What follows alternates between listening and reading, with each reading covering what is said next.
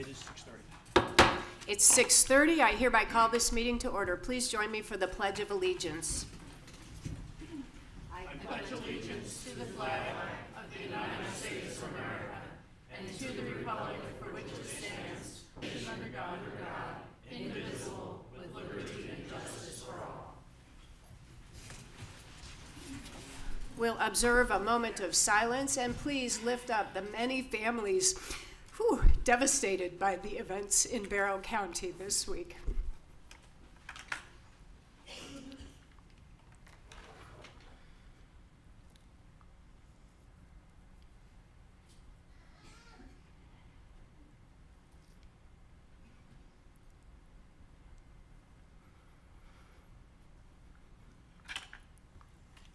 Thank you.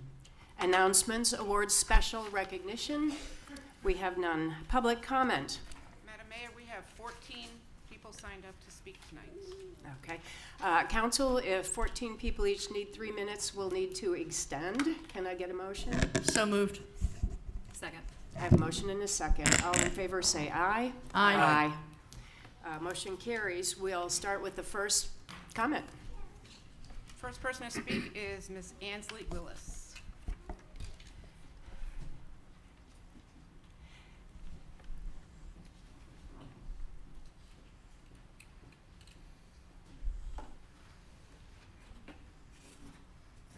Good evening. My name is Ansley Willis, and I appreciate the opportunity to speak to you about the Crabapple Lane closure.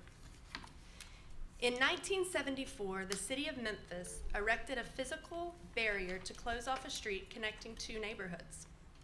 White, affluent citizens in one neighborhood protested that the closure was necessary to ease traffic, reduce noise, and promote safety. In his dissent, Supreme Court Justice Thurgood Marshall argued that the city was sending a powerful symbolic message. He further said the stated explanation for the closing is of a sort all too familiar: protecting the safety and tranquility of a residential neighborhood by preventing undesirable traffic from entering it.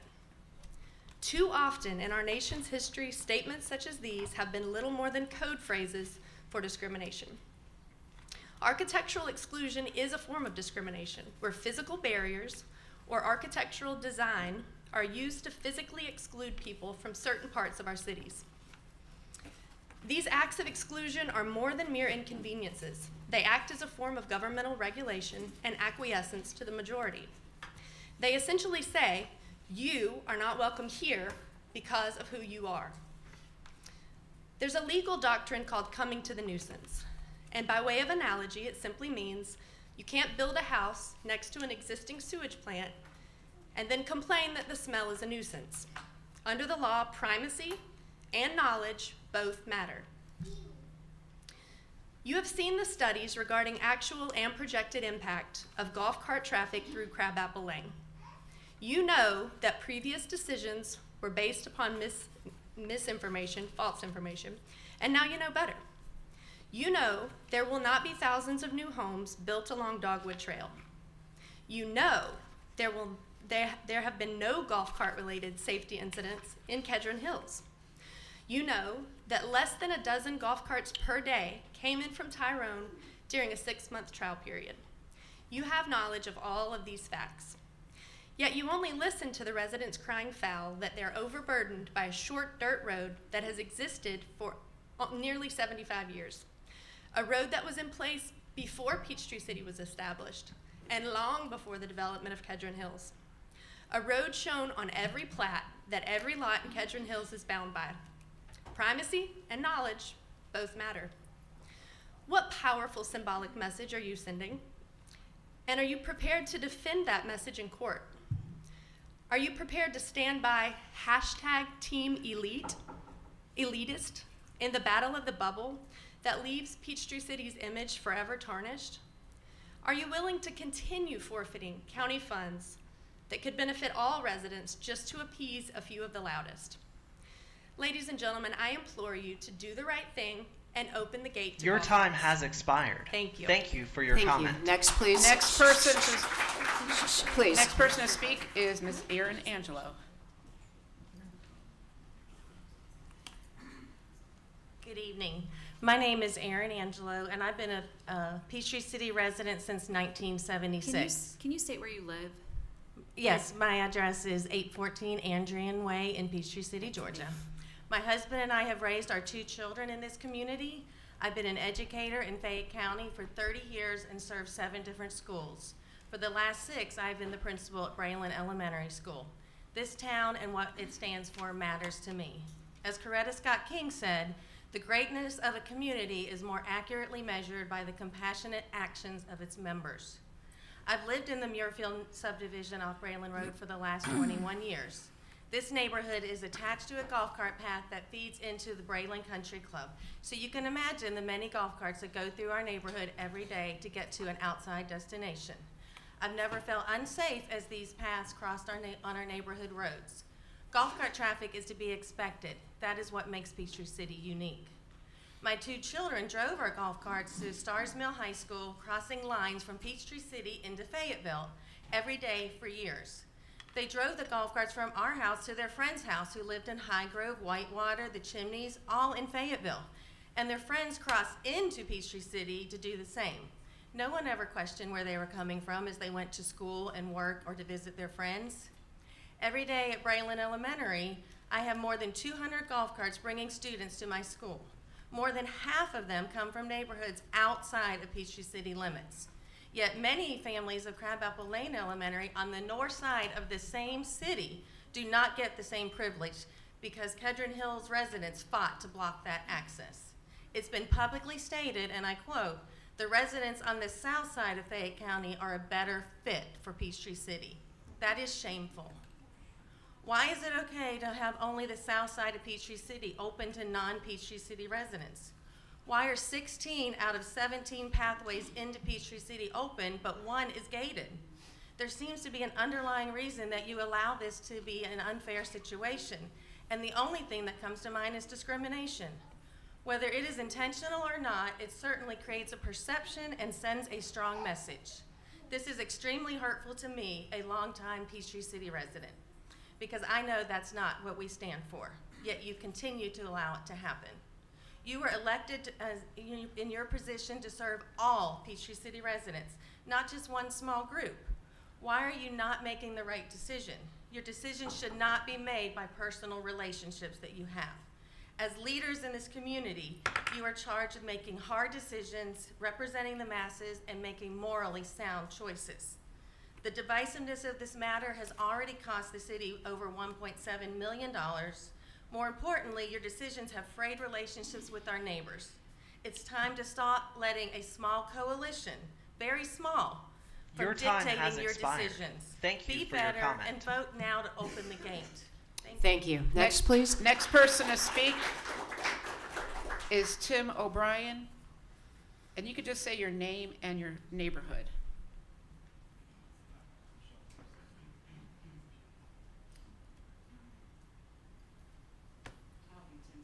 Ah, okay.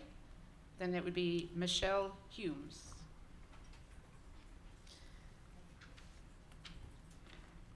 My name's Michelle Humes, 314 Bradford Way in Peachtree City.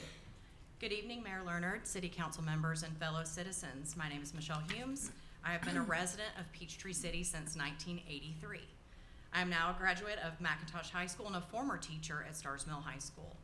I'm a wife, mom of 2, and a small business owner running a real estate team here in Peachtree City with over 40 employees and real estate agents. One major role in my job is promoting, educating, and helping maintain the incredible place we call home.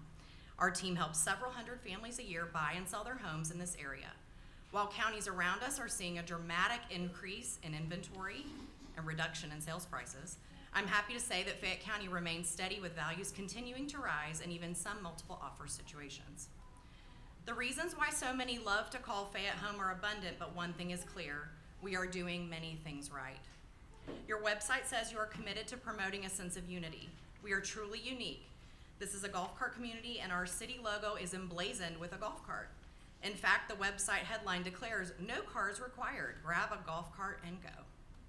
I love that. Our city's goal of interconnectivity across the county is achieved everywhere except in one spot. A few of our neighbors in Tyrone have lost access to Peachtree City via Crabapple Lane, a road which they openly accessed for decades without a single issue. As a business owner, this makes absolutely zero sense to me. Peachtree City also advertises that it is committed to consistency of services in a fiscally responsible manner.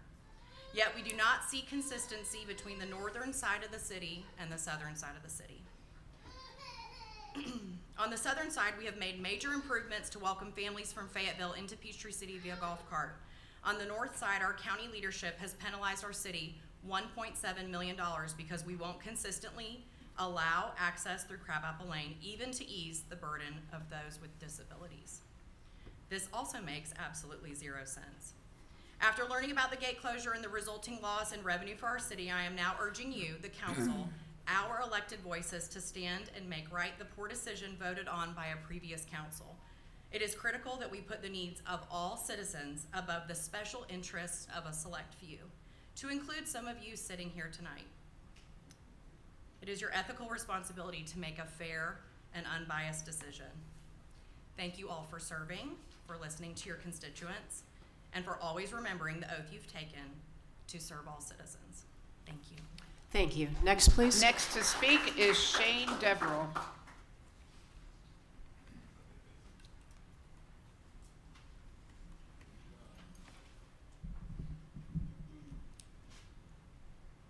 I'm Shane Deverell. I live at 146 Terrain Ridge, Peachtree City. I've been a resident of Peachtree City for 21 years.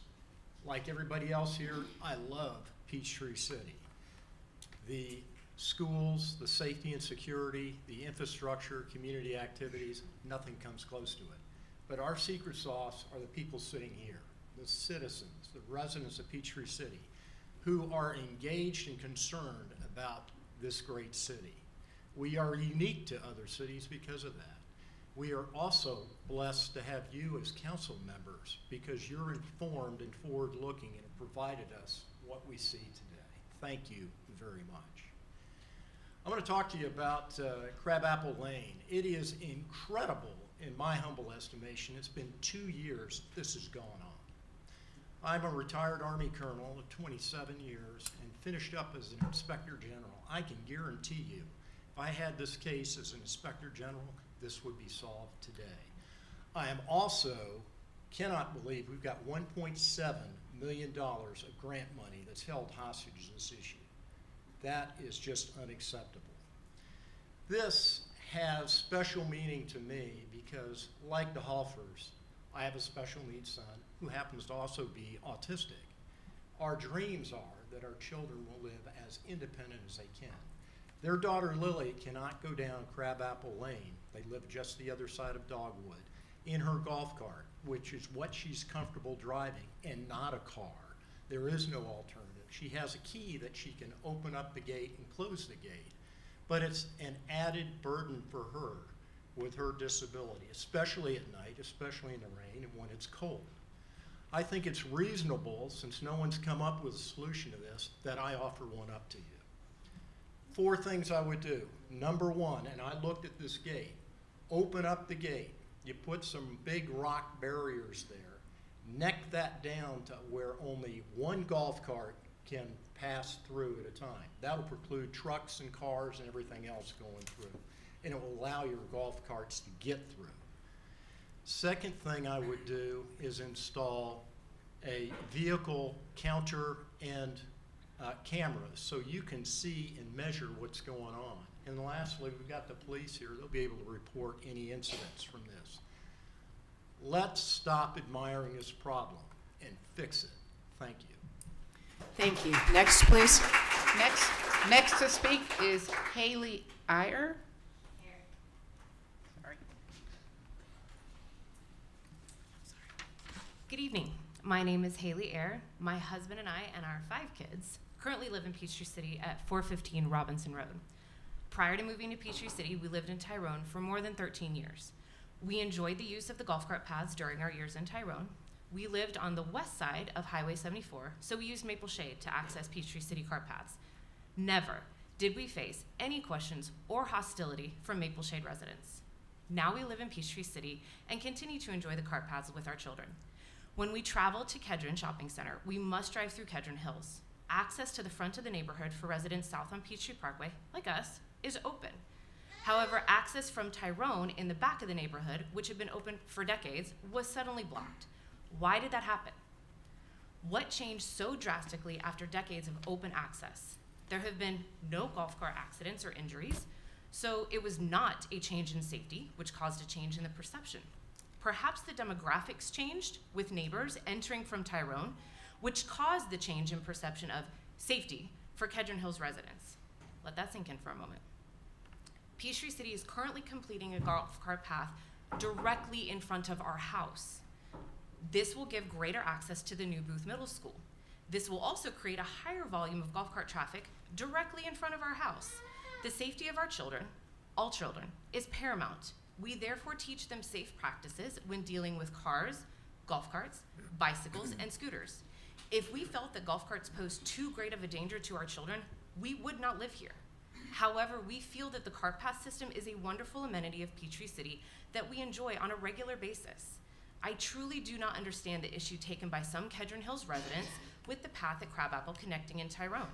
There is much less traffic coming from Tyrone, even with all included new planned developments. Restricting access to Tyrone residents based on safety concerns makes absolutely no sense. When there's no higher traffic volume from the Peachtree City paths, much higher traffic volume from the Peachtree City paths entering their neighborhood. I do know Lily Holfer personally. I know she takes great pride in her job and is always smiling and incredibly helpful at work. I also know some of the residents who oppose her use of the path shop at the Kroger where she works. When there has been so much complaining over staffing shortages and issues, why would they make it so difficult for people to get to their place of employment? The argument over this path is ludicrous. If you do not like golf cart paths, simply move. This elitist and discriminatory attitude of some Kedron Hills residents and select council members towards Tyrone residents is plain disgusting. Denying Tyrone residents the use of a golf cart path they have every right to is not what makes Peachtree City the wonderful place that it is. The path that should be opened and the time wasted arguing for its closure should be put to more positive endeavors. Thank you. Thank you. Next, please. Next to speak is Chris Beardsley.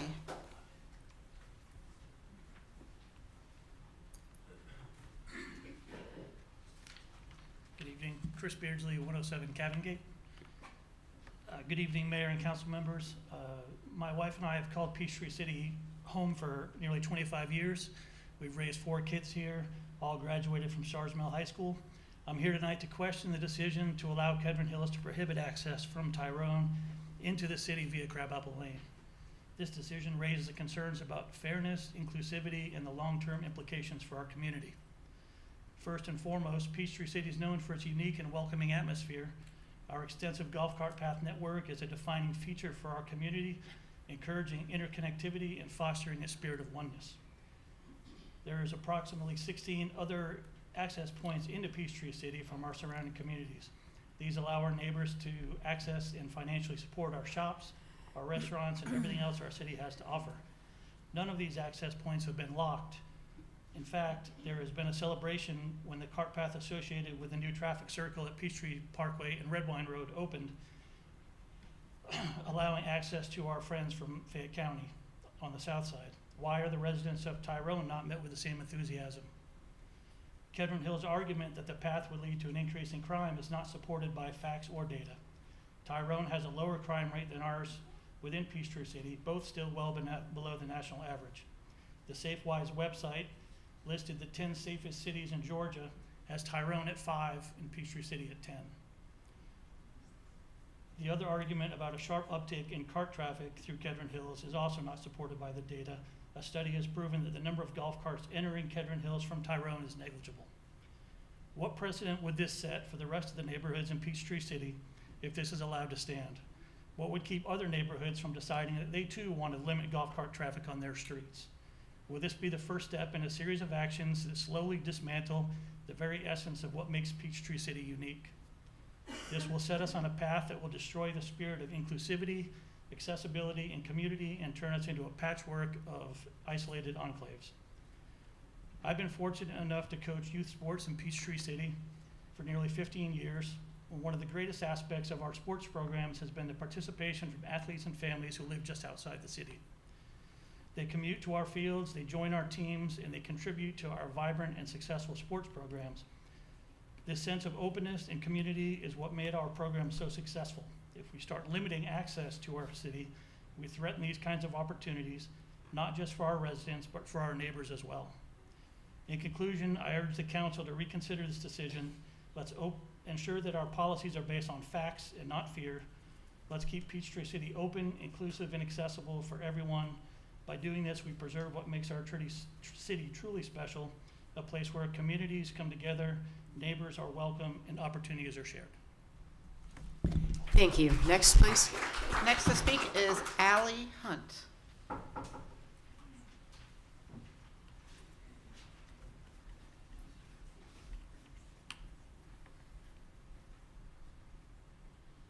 Good evening, everyone. My name is Allie Hunt, and I'm grateful for the opportunity to speak with you tonight about the Crabapple Lane golf cart closure.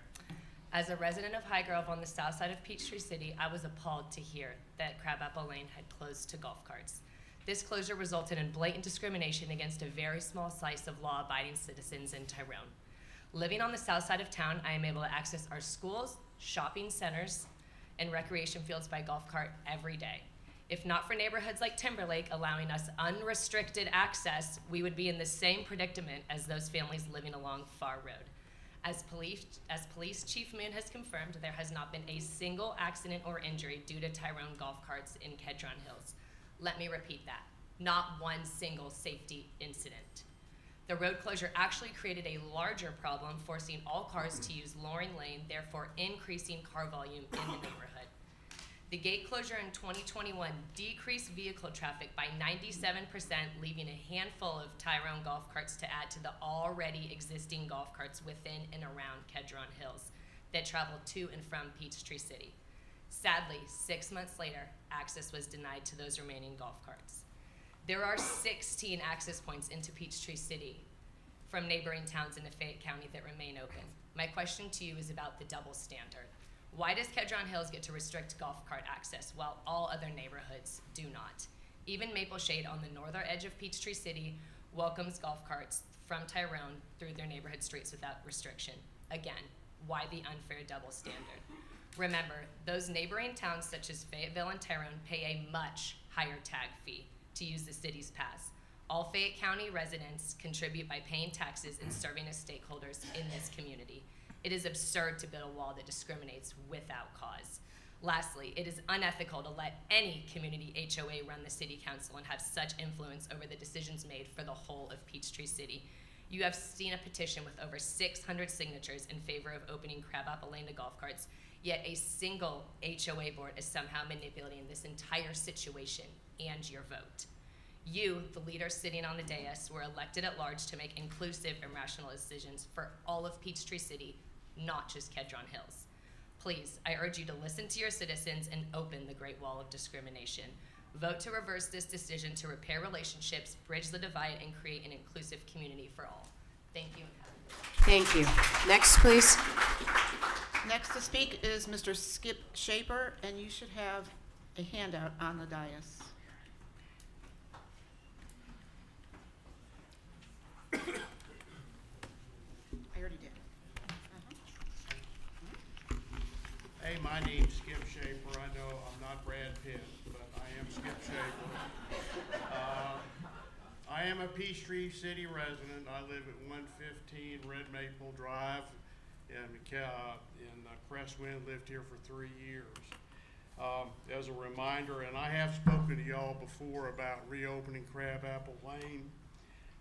As a reminder, I'm a Vietnam veteran suffering from Agent Orange-related cancer. Being 80, I will be relying more and more on my golf cart for transport. Unfortunately, that's not fully possible since I'm unable to visit my daughter and grandchildren who live off of Far Road. Just do the right thing and reopen the road and let's cut this crap out. This is ridiculous. All right, I'm going to change the subject a little bit. Y'all have, in 2023, the Deputy Director of the Office of Commissioner of Insurance and Safety Fire completed a report of investigation concerning the Crabapple Lane closure. Today, each of you have been given a copy of this. Thank you. Basically, you can read it all, but basically the report finding is that the road closure is in violation of state minimum fire safety standards. It's on the last page. Subdivisions of 120 residents or more are required to have at least 2 fire apparatus roads providing unrestricted access to the subdivision. Kedron Hills has at least 238 homes. Limiting the required full safety standard access increases response times. A fire doubles in size every 30 seconds. Any delay in life-saving services, being able to get that to them, in the event of a heart attack or a stroke could increase the risk of fatality. The repercussions of the road closure are what you've heard before, the loss of $1.78 million in infrastructure improvement funds, increased legal liability due to knowingly ignoring the violation, barring Peachtree City residents from visiting Tyrone by golf cart, and also delayed response times to Kedron Hills residents. As an Army War veteran, we always avoided conducting military operations whenever possible, where there was only one way in and one way out, and you should know that. On a side note, I have twice emailed both Clint and Laura about discussing this matter. Disappointingly, I have received no responses from either one of you. Your time has expired. Thank you for your comment. Either one of my emails. And so much for representation from the elected officials that I voted for. Thank you. You ain't getting my votes next time. Thank you. I thank you for your time. Thank you, Mr. Schaeffer. Next to speak is Jeff Angelo.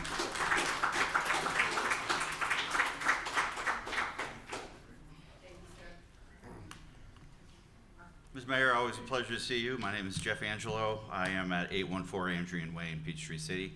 And Mr. Holland, thank you for wearing white in solidarity this evening. All these white shirts you see out here are here to support this issue. And I spoke a few months back, but unfortunately I heard from a very reliable council member that one of you said that you were not compelled to listen to anything I had to say because I was not a Peachtree City resident, so let me clarify.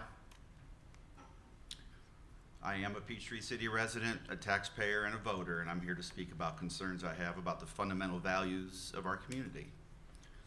I'm an advocate for the opening of the golf cart access only through Crabapple Lane. For decades, this access has served as an interconnecting point between these two towns. The decision to close those paths, as we are well aware, were based on emotion and misinformation and not relevant facts. There have been no injuries, no accidents, no crimes, as you already heard, attributed to the small amount of golf carts that flowed through this access point. And recent studies show that these conditions will not change significantly moving forward. Unfortunately, the only thing that has really changed is that we have unnecessary friction between residents and neighborhoods, and the withholding of significant county funds.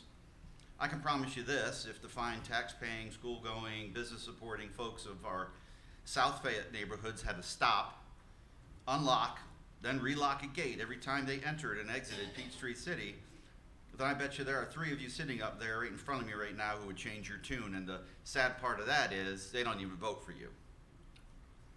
I know it's cute to call our community a bubble, but it's not. Maybe it was in '76 when my lovely wife's family moved here, but I've lived here longer than most.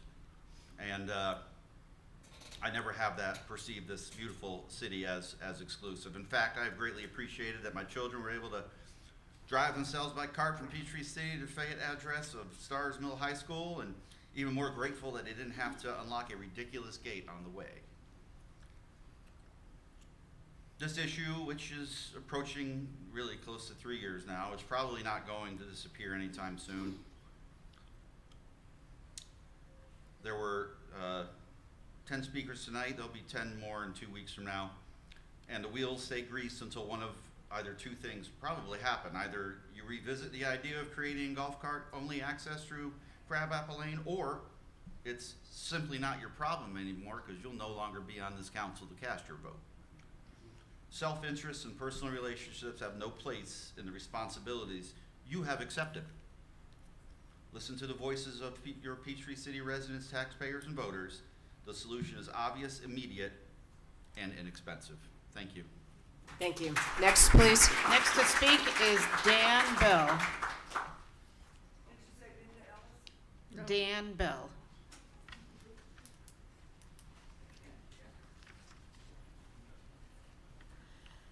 Good evening, Dan Bell, 302 Raintree Bend. I came last meeting and spoke to you about the deer population problem, and I'm here again. I wanted to remind you that I've had issues with the deer personally. I hit a deer with my minivan. I have contracted alpha gall, which is the meat allergy. For any of you who don't know what it is, it's passed by the Lone Star tick, which is carried by the deer. I've contracted that 3 times. I've got chronic kidney disease, which was an autoimmune response from that condition. And I had to have a cyst surgically removed from that. I've also been chased down the golf cart path while walking my dog by a deer. So I've experienced some issues with the deers.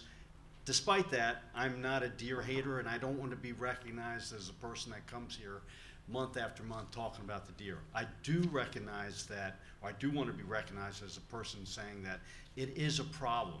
And I want to know what it is what it's going to take for us to do something about it. I would think that last time I was here, the information I shared, the data that showed that there's 130 accidents per year involving deer would be sufficient for the council to do something. I don't want to be impolite in saying that, but I do believe that that should be enough. Despite that, I went home after the last meeting last month, did a little bit more research, wondering if the deer were, if there was any reason why we shouldn't look at this and possibly cull the deer. The deer population has gone from 1980, it was 250,000 to 1.4 million, and it dropped down to a steady 1 million in Georgia. So the deer are not an endangered species. Another statistic I pulled was the alpha gall victims. It's 110,000 per year, and it's believed it's much, much higher than that. And generally it's around the southeast region. So I'd just like the council to consider, what can we do about this? I'm not proposing we do anything immediately. I'm just saying look into it a little bit more. Take the first step. Let's explore some ideas. Let's look at what the problems are. Let's look at some humane ways of dealing with the problem. And let's look at whether or not if there's a safety issue. I believe there is. And let's look at how much damage is being caused in terms of monetary damage to vehicles, to people's property, that sort of thing. If you remember, deer were also being removed from people's yards, getting caught on their fences. So it's a little bit of a mess. Just asking you to look into it a little bit further and do something. So thank you. Thank you. Next, please. Next to speak is Ed Clark.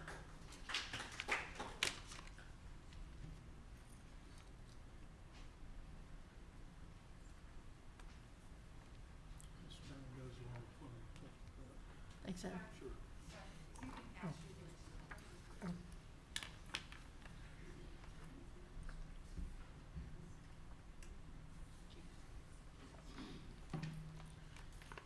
Good evening. My name's Ed Clark. I'm a 32-year resident of Peachtree City. I live at 112 Sweetwater Oaks. And you're going to get some pictures. I apologize for the nature of them, but it kind of helps you understand better what I and my neighbors are dealing with. Just like the prior speaker, I'm here to talk about the deer issue we have here in Peachtree City. I have a horticulture degree, and for the entire time I've lived here, I've taken great pride in having a very manicured landscape and yard. Spent a lot of hours, a lot of time, and a lot of money. 5 or 6 years ago, that all changed for me and my neighbors and people really all over Peachtree City. The herds of deer that we have now have cost me personally thousands of dollars in my yard with landscape destroyed. Neighbors all around me complain to me constantly about it because they know it's important to me. They're eating everything in sight. I used to do 7 annual beds, plant them twice a year, beautiful color that I and my neighbors enjoyed. I don't even plant them anymore. The last time I spent $300 or $400, went out the next morning, the tops of everything were eaten, and the soil was torn up. The roots were pulled out of the ground. But we get a gift with all that also. Every morning, or just about practically every morning, my ritual is to go out with a flat shovel and shovel the deer poop off of my driveway, my front stoop, out of my yard. I shudder to think about people who have kids and grandkids. I would not let them go in my yard and play with the amount, and you will see there from the pictures what I'm talking about, that we deal with on a constant basis. And it's not just me. It strikes me that our city newsletter, every time it's published, encourages people to clean up after their dogs, yet we have these deer going around leaving pile after pile all through the green belt and on all the yards to wash into Lake Peachtree where people swim, fish, ski, paddleboard, and do other things. Like the prior speaker, Lyme disease and other diseases are certainly things we need to consider. My neighbor across the road had a deer run into his new BMW and dent his door in just recently. Forsyth County recently announced they were going to do an eradication program, and I'm not here tonight to tell you we need to do that, but I'm here to say something needs to be done. I'm tired of shoveling. I'm tired of nightly going out and spraying expensive sprays that do little to nothing to deter the deer.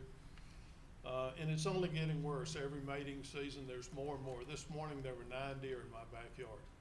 And that there's numerous flocks that come through my yard. I live on Lake Your time Peachtree has with the expired. green belt behind, Thank you for your and comment. I'm just asking you to please consider and take a look at what we can do. It's a problem. It's getting worse, and it Thank you. affects a lot of people in the city. Thank you. Thank you. Next to speak is Miss Linda Ellis.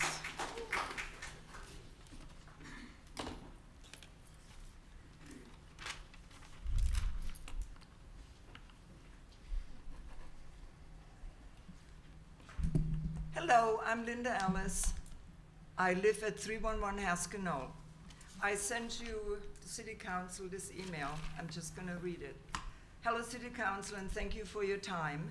This last Saturday, we were in our subdivision slowing down and hand signaling to turn to the left onto Haskell Knoll with 2 golf carts behind us, each driven by young girls. As we were turning onto Haskell Knoll, both carts proceeded to pass us on the left side very fast and cutting us off from the turn. If my husband would have not reacted as fast as he did with slamming on the brakes, this could have been a 3 golf cart collision. I yelled, "Slow down." My husband said he heard one say sorry. Of course, no visible tags. That is the big problem here in Peachtree City. When in the heck is the city changing the rules to have the numbers visible on all 4 sides? This has been a subject for years. Please address it. Too much is going on the bath system. It is getting downright dangerous. We need to have strict rules, and those rules need to be enforced. We need more police on the golf cart path. Is it really true that the police cannot give any tickets? People on the phone while driving, young kids driving with no license required, no formal safety training required, tiny babies on the front seat, stop signs do not mean a damn thing, speeding, also the bicycle speeding, passing walkers without slowing down, cussing, no visible tags, and on and on. Do you really want someone to die before you act? I also gave you these. I pulled these down from next door. This happened just in the last week and a half. So this lady, my husband, relatives, and I were assaulted by these guys on a golf cart last night at Peachtree City Lake. We were hit by a water bottle on our windshield, and we followed them and asked them to pull over so we could get their plates. No one in the greens, the one in the green scrubs pulled rocks out of his pockets and threw them at us as she was talking to 911, reporting the accident. The police met us at Kroger, took a report, and are charging them with disorderly conduct. As you can see, they think this was a joke, a slap on the wrist, if you will. If they have done this to anyone else on the path, I'm asking that you please come forward. This is unacceptable. It could have been your children or elderly on the path. What really got me, the person that happened to, so the office, she mentioned this in a comment after she put this. The officer arrived at the scene, didn't even search them when we had informed the officer the guy in the scrubs pulled rocks from his pants and threw them. He said, all we can get them Your with time has is expired. disorderly Thank you for your conduct. comment. The officer then proceeded to say this happens to all the time, and I usually patrol the other side where it's more busy. Not sure what that means. Thank you. Thank you for your time. Thank you. Next, please. Next to speak is Blake Hayes.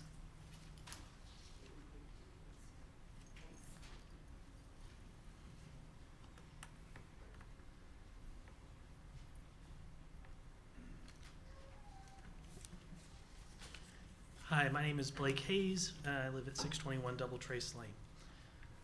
What a night to come talk to council about golf carts, and not for Crabapple Lane though. Sorry. Somewhat related to the previous speaker though, I wanted to talk a little bit about how we have the ordinance that we have for stop signs with golf carts and how it gets a little bit confusing, a little bit, people say things that aren't quite accurate, including our city PR department as well as the police. And what that is golf carts never have the right of way. That's not true. Never and always in legal terms are things that should be avoided. Now I understand where the city is coming from and the police department is coming from when they talk about it in that ways. They're talking about mid-block crossings. For instance, someone right out the road out here on Willow Bend, if there's a golf cart wanting to cross the street there, and you're a driver on the road that doesn't have a stop sign, don't stop and let them cross. That's what you're getting at by saying they never have the right of way. But golf carts can have the right of way if it's an always stop. Because if you're driving a vehicle, you still have to stop. You can't just say, oh, you're driving a golf cart, you never have right of way, I get to just blow through the stop sign without caring about you. Same thing with those new pedestrian hybrid beacons, or as I still call them, hawk beacons that we're putting in. If those lights are red, you can't just say, golf carts don't have the right of way, I can drive through a red light. So that's really one thing that I just want to clear up and make sure that we are communicating things accurately and fairly when we're putting out rules about golf carts and how that interacts with other vehicles on the roadway. It's absolutely correct with what was said previously that when golf carts have a stop sign or when they're crossing a public roadway and they're required to act as if a stop sign was present, they should stop and yield. But other drivers might have to stop and yield too. Really, the better way to frame the issue, in my opinion, is, again, to focus on the fact that golf carts have to stop at stop signs like other vehicles, and even if there isn't one posted, they have to act as if one was there. And of course, as I've said previously, the best thing to make that enforceable is actually get the stop signs posted so that people can see them and not be reliant on a rule that's buried in our ordinances. I will give credit to the city where it is due, though. There were two places recently where I was going to email or discuss about stop signs being missing. One was the crossing at Peachtree Parkway near the Walgreens, and the other was right by the new bridge there where you have it signed as a two-way stop. And before I could even get an email out, those two stop signs one was replaced with a temporary sign, and then both of them were correctly replaced. So I will give credit to that where it is due. Thank you for your time. Thank you. Next, please. That is the end of them. All right, thank you. Item number 5 on our agenda changes. Yes, Madam Mayor, I have a change, and I'd like to make a motion that we take item 9A under the new agenda item and remove that. 9A. Yes, I said Remove 9A. it from, okay. Do I have a second? I'll second. I have a motion and a second. All in favor say aye. Aye. All opposed? Motion carries. Thank you. Any other agenda changes? Minutes. August 15th, 2024 City Council meeting minutes. August 15th, 2024 executive session minutes. Can I get a motion? I make a motion to accept the minutes. Approved. Or, excuse me, approve. Second. I have a motion and a second. All in favor say aye. Aye. All opposed? Motion carries. Thank you. Consent agenda items. A, fiscal year 2024 budget amendment, back to school bash sponsorship, American Black Belt Academy of Peachtree City. B, fiscal year 2024 budget amendments, DARE fund donation, and C, UKG agreement for human resources software system. Can I get a motion? Madam Mayor, I move that we approve the consent agenda as submitted. Second. I have a motion and a second. All in favor say aye. Aye. All opposed? Motion carries. And with that, we have accepted a $250 donation from American Black Belt Academy and a $1,380 donation from the Kiwanis Club of Peachtree City. Yeah. Old agenda items, we have none. New agenda item B, 92402, demolition of old animal shelter at 1262 State Road 74. Good evening, Mayor and Council. Dave Borkowski, City Engineer. We are requesting approval of Brent Scarborough and Company to demo the existing animal shelter buildings at the old animal shelter on South Highway 74. Council is aware that this is going to be the site of the new Fire Station 85, 86. I get the numbers all confused. But we're in the process of designing that right now, so one of the first things we need to do is remove the old buildings so we can proceed on with doing geotech and all that other kind of stuff. We requested, or we contacted 3 contractors to get quotes, and Brent Scarborough was the lowest at $42,255. We've talked about it with them, and we're comfortable recommending them for doing this work. This is also funded out of the 2023 SPLOST projects. So, any questions on this project? Thank you. Council? No questions. No questions? The only question I have, a real quick one, was environmental work done to make sure we're not in any of those issues? Yes, we did asbestos and lead testing on the buildings, and there was nothing was found. So Bingo. That's what we're I good. needed here. Yep. Thank you. Anything else? Can I get a motion? And the amount we're talking about is $42,255. Is it on there? Yeah, it is. I got it. Madam Mayor, I make a motion to approve the subject item 09-24-02 demolition of old animal shelter at 1262 State Road 74. Contract to be awarded to Brent Scarborough in the amount of $42,255. Second. I have a motion and a second. All in favor say aye. Aye. All opposed? Motion carries. Thank you. New agenda item C, 92403, Kedron Aquatic Center roof replacement. Yes, since this is the Dave and Robin show tonight, I'll be doing this one as well. We're recommending awarding a contract for replacing the roof at the Aquatic Center to Roof Technology Partners in the amount of $649,600. The roof on this building is 30 years old, basically. It's in need of replacement. And replacement is a weird word for this. What we're actually doing is, like some people do on their home roofs, we're putting another roof on top of the old one. It's cheaper, and it will work. It will work good. It's called the roof hugger system. Is what we're doing. We're gonna clean and prep the existing roof so that it doesn't rust anymore, and then we're gonna put new roof on top of it.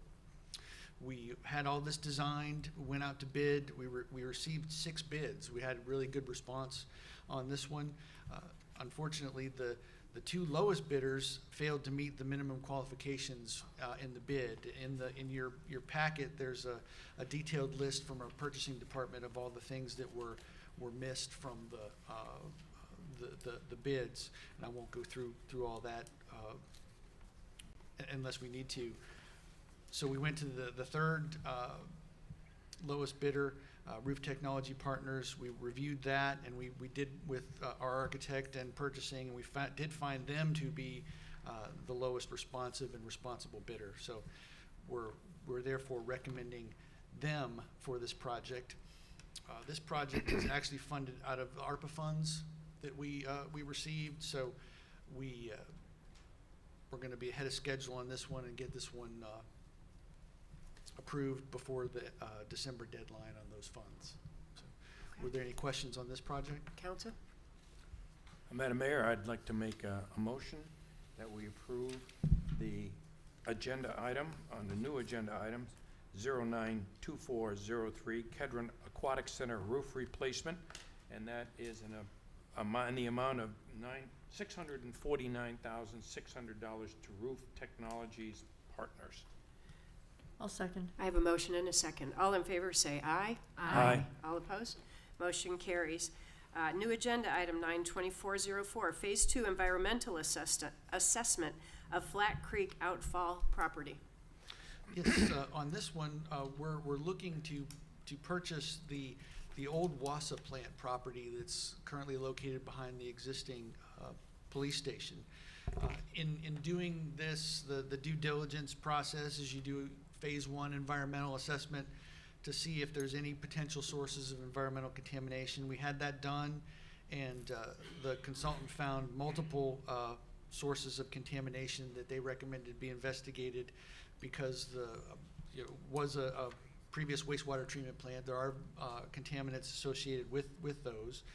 There is a landfill back there as well that's not well known, and there's all kinds of potential sources of contamination from those as well, including methane and volatile organics and all kinds of things like that. So we need to do the Phase 2 to confirm that there is or there is not contamination on the property before purchasing, to do our due diligence on that. We contacted 3 firms to get proposals, and we got two proposals back. The third firm did not return a proposal with meeting all of our scope requirements, so they were eliminated. The lowest proposal was from our current environmental consultant, United Consulting, for the amount of $66,180. We have funding available in City Manager's Professional Services Fund for this. Were there any questions on this project? No, I'll make a motion that we approve new agenda item 092404, Phase 2 Environmental Assessment of Flat Creek Outfall Property. In the amount of? In the amount of? Oh, I'm sorry, in the amount of $66,180. Sorry, I forgot the numbers. I'll second the motion. I have a motion and a second. All in favor say aye. Aye. All opposed? Motion carries. Thank you. Thank you. Public hearings, A, 92405, zoning text amendment to the administrative variance ordinance. Okay, when the public hearing is open, members of council will become hearers. No action on their part is in order until the mayor declares the hearing complete. First, city staff will present the request and provide an assessment of compliance with city code. The mayor will then allow up to 10 minutes for speakers on each side of the issue to present evidence. No individual member of the public will be given more than 5 minutes to speak. Time limits may only be extended by a majority vote of council and will be divided equally between those supporting and those opposing the issue. The mayor will recognize the applicant and those supporting the issue to present evidence. Remarks will be limited to a total of 10 minutes. The mayor will then recognize those opposing the issue to present evidence for up to 10 minutes. Prior to closing the public hearing, city staff and the public will be given the opportunity to ask questions of either or both sides of the issue. When the mayor and council are assured that the presentation of evidence is complete, the public hearing shall be ended and council may then debate the issue and render a decision. All speakers from the public are asked to follow these rules. Please wait to be recognized by the mayor. Come to the microphone and state your name and neighborhood prior to making remarks. Keep individual remarks under 5 minutes and do not repeat comments. Address all comments to the mayor. Thank you. This first item, you are actually the applicant. City Council, this is a city council initiated text amendment for the administrative variance ordinance, section 1204. Next slide, please. Just a little background. You all sent this, you voted at your meeting to send this forward to the Planning Commission. It is related to the zoning ordinance, so it does go through the Planning Commission. They held a public hearing at their June 24th meeting, and just a bullet point there of what they discussed or what they heard at this meeting. They reviewed the current ordinance and discussed the differences between administrative, quasi-judicial, and legislative decisions. Then they looked at the text revision history of this ordinance and the data associated with the types of numbers and types of variances that have occurred since its adoption in 1992. Staff also went through a review of comparison of 12 Metro Atlanta jurisdictions' administrative variance ordinances. And then they heard Councilman Holland's recommendations and council's responses, as well as holding their initial discussion. They decided that they needed more time to deliberate on the item, so they held a second public workshop at July 22nd, when they made their final recommendation to you for changes. Those changes include, if you could go to the next slide, please. One of the things that they mentioned and brought to light was that the ordinance did not appear in black and white text to apply only to residential properties. So they added that clarification to all of the types of administrative variances except the parking reduction. They they're recommending a significant decrease in the reduction of the rear setback type from 50% down to 10%. This is more in line with the range of those types of percentages or scale, so to speak, that you see in those Metro Atlanta jurisdictions that we reviewed. They also decided or added the language, "no other possible location on the property." This exact language is in another type of ordinance, so we just duplicated it, not ordinance, another type of variance, and they just duplicated it in the rear setback variance. Then for the administrative variance type that applies to property lines adjacent to publicly owned property, they reduced that from 25% to 10% to be in line with their other reduction. And they also wanted to clarify that this does not apply to property rights of way. They don't want to see any reduction administrative for setbacks that are next to roads, basically. One of the bigger changes that they requested or are recommending is removing the written consent from adjacent property owners. Instead, what they would like to do is have the city mail the adjacent property owners all of the information about the request, as well as how to submit an objection to the request and the public hearing or the public meeting date and time. This next bullet point says that we've added the notification requirement via OCGA 36. This is the 30-day notification. This is part of HB 851 that went into effect about 2 years ago. And so we need to be providing a 30-day notice for any type of variance, administrative or not. And so that gives us plenty of time then to get those letters out to those adjacent property owners. And then the final item is that they did not recommend any changes to the review committee configuration. So that is their recommendations. You have a draft of the ordinance in your packet, and I'm happy to answer any questions. Thank you. Council questions? Public hearing. Pardon me? Yes, I understand, but we're the applicant, and we can comment if we wish to speak. At this time, I'll open the public hearing. Is there anybody who wishes to speak in favor of these changes? Seeing none, is there anyone who wishes to speak in opposition to these changes? Seeing none, I hereby close the public hearing. Council? You look at me first, so. Go ahead, Clint. Imagine that. You started all this, so. Imagine that. The only question I had, Robin, I just didn't get a chance to ask you is the notification out to the adjacent properties, just to make sure they get them. Are we sending them out, you know, return receipt requested and signature and all of that, so you can't have that come back and go, we never got a notification? Well, that's not specified in the ordinance. We Okay. can make that change. Do keep in mind that there's a cost associated with that, which already the variance process costs $30. Our legal ads cost $30. So there is a $7 or $8 charge per notification that's sent out. I'm not insisting on it. I thought maybe that was what you were actually going to do in that change by the notification. But basically, you're just going to be sending mail out, regular mail. Which is 50 exactly cents or what we whatever it do is. for rezoning requests. Yes, sir. Okay, thank you. All right, No any other other questions? questions? Yeah, I just, okay, there's the one part, remove the requirement for written consent from adjacent property owners. I'm great with that. In fact, that was my idea. Replace it with written notification from the city to the adjacent property owners of the request. This notification will include information on the request. Oops, sorry, I'm reading the wrong part. I apologize. It's okay. Oh, there's the part, the current version on section 1B2 and again in section 1C2, where it strikes the sentence, the applicant provides written consent of the homeowners association if applicable.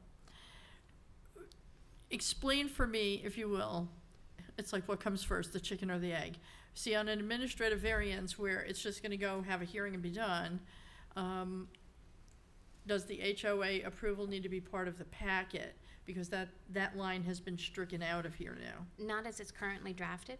I will tell you that for all variances, it's not in the ordinance that they require HOA approval or letters of support from neighbors, but we always encourage that to any applicant who comes in downstairs.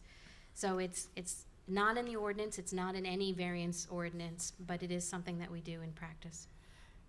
Okay, let me ask then the next part of the question. Is it better to require them before they put in the application to the city council for an administrative variance or any kind of a variance to say, what's your HOA saying about this? Because why should we go to a lot, or in the case of a regular variance, I understand it's a little different, but the same kind of thing applies. Why should they pay the fee and go to all the trouble if the HOA isn't even gonna approve it? So the city cannot enforce HOA covenants. And so by requiring it, it puts us in a predicament where our ordinance requires something that we can't enforce. And so that is why we ask them to include it if possible, but it's not in our ordinance. Okay. So I hear you, and, Yeah. and I've recently heard, you know, why would I go through all this process if I'm not going to get it? And that is, you know, it's the due process that we have is to allow people to petition. It doesn't guarantee that they're going to get it. Okay, I just, you know, I'll leave it alone. No, it's something that we definitely advise because we recognize that's very important, and because frankly, downstairs, we get on occasion, why did you approve this permit, or my HOA doesn't support this type of fence? Well, unfortunately, we can't enforce HOA covenants. We can't withhold a permit. We can't withhold due process based on HOA approval or not. Right, I get it, and I understand there is every citizen's responsibility when they buy a house in an HOA. They're supposed to legally be given a whole copy of all of the covenants I can guarantee and I read them wasn't. from cover to cover Mhm. so that they know everything in there. Same thing with the city ordinances, but still, is there a way to phrase the wording, not to mandate it, but Well, so strongly on our encourage it? application, our Okay. application, we have check boxes for things, and we say HOA approval, and then it says not required. So it's on the application as sort of another reminder. Like I said, we try to put it in anywhere we can. Yeah, I just, yes, there are lots of neighborhoods that don't have HOAs, but the ones that do, if you get something approved by the city and then go to your HOA and said, well, the city said I can have it, and they're going, no, you can't. Right. You know, it's like, why'd you go to all the trouble of going through a variance or an administrative variance, which is a little cheaper, but still, if you don't have the HOA. Understood. So, okay. All right. I'll take a motion. In the packet, the staff recommends adoption of the proposed text. Can I ask one question? Of course. Was the vote on this unanimous? It was. Okay, thanks. Thank Mr. you for Holland? the Yeah, reminder. I'd like to make a motion, Madam Mayor, to adopt the changes to the Administrative Variance Ordinance 092405. Did I do that correctly? Perfect. Second. Okay. I have a motion and a second. All in favor say aye. Aye. All opposed? Aye. I wanted to Motion ask a carries. question before, but okay. Sorry about that. That's all right. Okay. It's passed. Public hearing. By the way, good job. I sat in those meetings. You and the commissioners did a Yeah. very thorough, Oh, yeah, no, planning went way above and beyond. and its I performance just on this. loved what you guys did. So my kudos to the whole They're- group. They're a great Was group to work really, with. they did a over-the-top type. I will share that with them. Please do. Thank you. Let's see, public hearing. Item 92406, variance request for 127 Loblolly for side setback encroachment. Okay, next slide, please. We are located in sort of the central area of the city.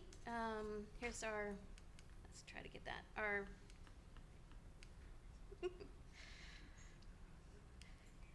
killing me, Smalls. Are you moving them? He's working it too. So we're like, there we go. Thank you. Okay, so we are located in the center of the city right here off of, or close to Lake Peachtree at 127 Loblolly Circle. It is zoned R1, which is one of our kind of what we call remnant zoning codes from our early days as a city. And so it has a side setback of 7.5 feet. I must not have the magic touch. There we go. So this is a site plan. This is what engineers and planners are trained to look at, but I understand that there's a lot going on here, so I'll do my best to explain it. They're requesting a 2.5-foot setback encroachment into their side setback in order to build a third garage, or a garage. And so what you're looking at here is, this is the street, and this is their current property line, right there. That is current. They have drafted this plat because a couple of years ago, this property owner up here, as well as the applicant, purchased this lot, this green space from the city that was located in between them. When the city sold the lot to them, we required that they add the watershed buffers that are legal now, but were adopted by the state after the platting of this subdivision in the 60s. So when that happens, then the property is considered legally non-conforming, but as soon as they plat, or it's called replat or subdivide or do any changes to their property lines, all current ordinances have to get applied to that property. And so they have not conjoined or subdivided this property yet to be adjacent to their properties. So although they own this center property, or they jointly own this center property, the original property line still stands. So the request is to encroach, as I mentioned, 2.5 feet into the 7.5-foot side setback. And just as a reminder for variances, I always hate slides that have this many words on it, but it is required for our records should this ever go any further into the legal process. So the 6 variance criteria for review I won't read them verbatim, but essentially there are special circumstances applicable to the property, or literal interpretation would create unnecessary hardships, or there's some type of extraordinary circumstance of the development itself, that granting the variance would not constitute a special privilege, and that that's not materially detrimental to the general public health, and that granting it would not create inconsistencies with the comprehensive plan. So the applicant is here tonight to be able to answer any questions and provide any additional information. I'm trying to go back to the previous slide. There we go. Thank you. Thank you. Would the applicant like to say a few words? Yes, hi. I live at 127 Loblolly Circle. I've lived in Peachtree City since 1977, graduated McIntosh High School. Actually, the house that I live in currently was a friend of mine's house in high school, so I'm very familiar with the house, the land, and everything like that. 3 years ago or 4 years ago, the previous council decided to sell us the land. The problem, we want to add the property to our current lot, to our properties. The problem is, once we do that, like Robin said, our pools and everything else that we built that we were grandfathered in will become in the 150-foot setback, so we cannot do that. We have not, so I'm asking for this garage, it's within, I'm asking for 2.5 feet on the side setback, so. But we do own the property next door, so. Okay, thank you. Any other comments? All right, you can make yourself comfortable. Okay. Thank you, Mr. Leedy. At this time, Mike Leedy, Mike Lee. the applicant. Yep. At this time, I'll open the public hearing. Is there anybody who wishes to speak in favor? Hearing none. Is there anyone who wishes to speak in opposition? Hearing none, I hereby close the public hearing. Council? I have a question. Is the other homeowner on the other side of this, I don't know what number that will be. Is it 120 something? 121. 121. Are they here tonight? Would you care to give us your opinion, since that piece of property between the two of you are owned jointly, if I understand that correctly? Mike, my name's Mike Stilley. I live at 121 Loblolly. And Mike and I have known each other for a number of years. Mike maintains his home impeccably, spares no cost in how he keeps it up. And if you've driven by the green space property that we purchased, it looks more like a park now than it ever has.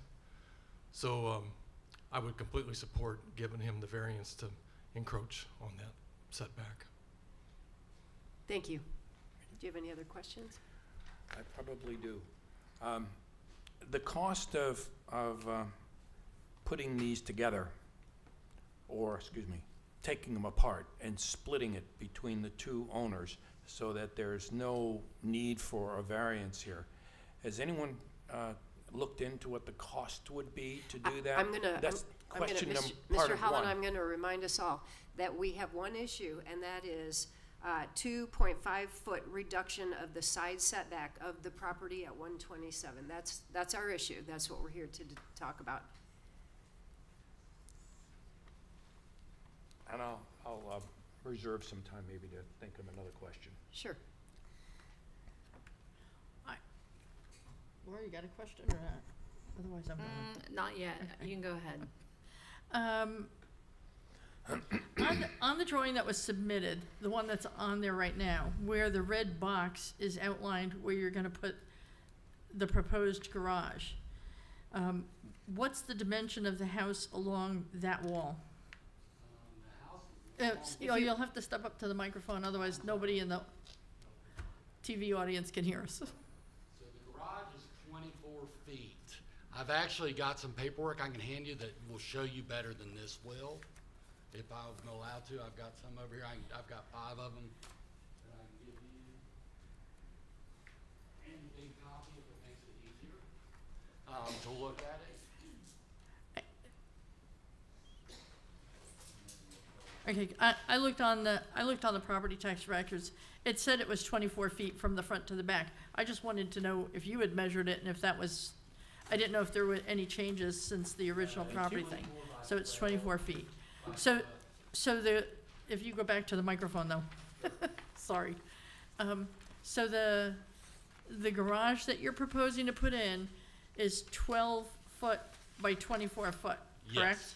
Yes, ma'am. Now, are you proposing to also put in a second story or what, or is it just gonna be the garage and? It'll just be the garage. It will have a gable on it to match the house, but there'll be nothing up there. Okay, now on what you just handed out, it looks like it's built way into the other property. No, it's not. I think if I can approach, I can kind of show you. Okay. I didn't pull my glasses out today. Okay. So basically, the garage you're proposing goes from the front wall of the house to the back wall of the house. That's your 24 foot, and it's gonna stick 12 foot out into the, okay. You should have drawn the little red box better. Sorry. Because it's kind of confusing. It looks like you've got like a little square shed on the side of the house. Okay, just. Yeah, I'm not a left brain. I'm not a very good artist. Okay. All right, well, I was confused on that. That's my only question at this point. Ms. Johnson? I don't have any questions. Mr. Holland, any other questions? Madam Mayor, you go ahead and go. No, I'm good.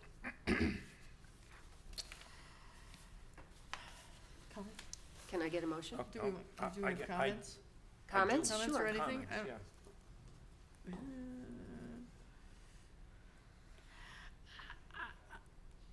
I don't like variances. I like to support the ordinances. There's a lot of stuff with this. This is not something that I'm in favor of, putting a garage into that setback, not knowing what's down the road with regard to the rest of the property. So that's my comment. Any other comments? Yeah, I'm also not in favor of variances, particularly of this type. Maybe some other ways it can be done. Maybe this goes on the other side of the house, possibly. I don't know if that really makes sense. But I just don't like the way this looks, though it's gonna be right up against that piece of property. And I know that I'm not allowed to check to see whether that thing would be costly to bring it in to your property. So at this point, I'm not in favor of this. Madam Mayor? Comments, Ms. Johnson, any further? I mean, I can definitely see the points that have been made. I appreciate how well drawn this is, and appreciate the nature of this, where I think these property owners, if it were easy to bring those pieces of property that they own and subdivide it, I see that that is a difficult thing to do. That once they do that, it puts certain limitations that they would have to, by doing it would cause more problems. But I feel like the intent to follow that ordinance, as many ordinances as possible, is there. But if they're subdividing it, suddenly they're out of compliance with regulations that have been put in place since they've owned that property. I also don't love to just give variances, but the fact that the other property owner that owns that is okay with this, I don't see a problem with it. For my money, I believe this setback is minimal, or this encroachment rather is minimal. It's on the owner's own lot, and just to avoid any confusion, this is not about the lot that's between the two homes. This is on the owner's own lot. I would have no problem with this. Can I get a motion? I have one more question to ask, Sure. and maybe a little more clarification. This is a 24 by 12, and we're talking about 2.5 feet. So if we made the garage only 9.5 feet, is that still enough to put a car in there? I would say absolutely, there should be enough room to put a car in there. It And isn't. Our normal parking spots are 10 feet by 18 feet. And you gotta put a wall, the wall's gonna take up a foot, that's the problem, on both sides. And I think in the narrative, it was stated that it's not, that they're not able to put this anywhere else on the property, if I read that correctly. I'm looking at the left-hand side of the house as, excuse me, it'll be the right-hand side as you're coming from the street. And right now, it just goes over and you've got your garage on one side or the other. There's obviously room on the right-hand side as you face the house for putting a garage there. That would be certainly, that's 23 feet, it looks like, from the property line, if I read the drawing correctly. The septic is Actually, there. Mr. Leedy, I need you to take the microphone again. That's a good, well, he made a good point, thanks. Unfortunately, those lots in Peachtree City, I know there's coming changes for that, but we're on septic systems, and that's where my septic system is. Septic's on that side of the house? Yes, The whole side of it, or just a Well, portion it of it? sits right on the side of the corner of the house right there. Actually, that's where the tank sits, and then it goes out and winds down through there. Yes, sir. Goes out toward the lake? I would love it, because on that side, I could actually get a two-car garage, but it's just not possible. But if you put it up in the front part of the house, there. That's where the lines are. The leach field? Yeah, the leach field. Oh, these red lines are, so the No. leach field goes toward the front of the house, not to the back of the house? Yes, sir. It doesn't go to the back. Those leach fields and then the spare leach field space is a wild restriction on property improvements. And unfortunately, we have very small lots over there, and we are on borrowed time, as I know the mayor knows. I think it's true in the narrative that there really isn't, if this is to be built, that there isn't another location on the property. Another question. Can I? Of course. If we decide that we're not going to allow this, what will you do? Because you have a two-car garage, you're looking for a third car. I understand that from what I read in the narrative, it's for putting new cars in there. Well, What would you propose that would be a good alternative if we turn this down? I really don't know. My problem is, like, right now I have a Jeep out and my wife likes the doors off and she likes to enjoy it. Well, unfortunately, it's under a cover. I'm very particular about my property. I don't know if you've been by my property. Yes. But I'm very particular about it, and it drives me nuts that I have a Jeep out there with a cover on it. I just think to the neighbors it doesn't look good, and that would allow me to put it in the garage, have a clean look, have a clean place to be able to hide my trash cans properly, stuff that I feel like you should do for your neighbors.